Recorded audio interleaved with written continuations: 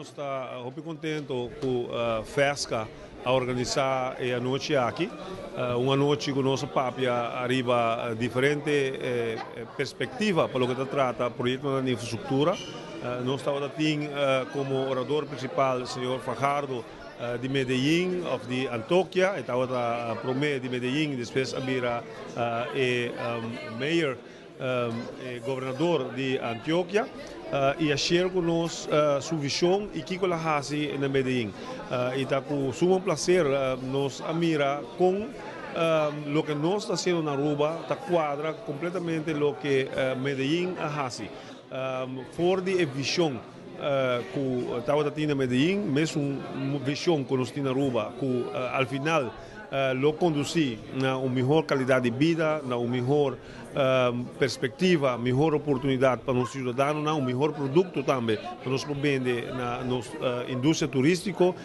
Tudo isso aqui Medellín passa dentro.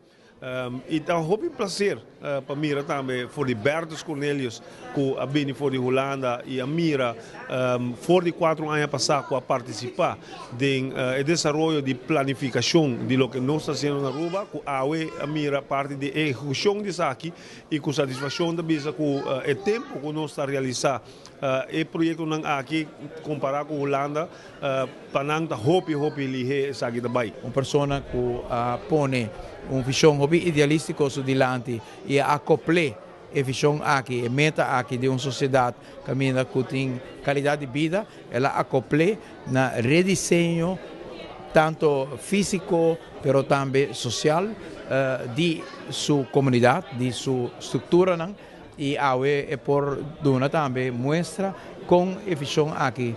executar tem resultado não somente possível para a educação, para acesso a uma melhor qualidade de vida, para o cidadão na Medellín e também no inteiro estado de Antioquia. E naturalmente, agora nós correlamos aqui com o qual nós estamos fazendo na Aruba. Então, é um orgulho que o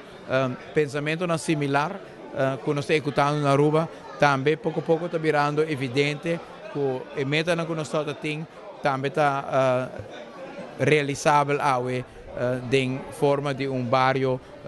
melhor, bairro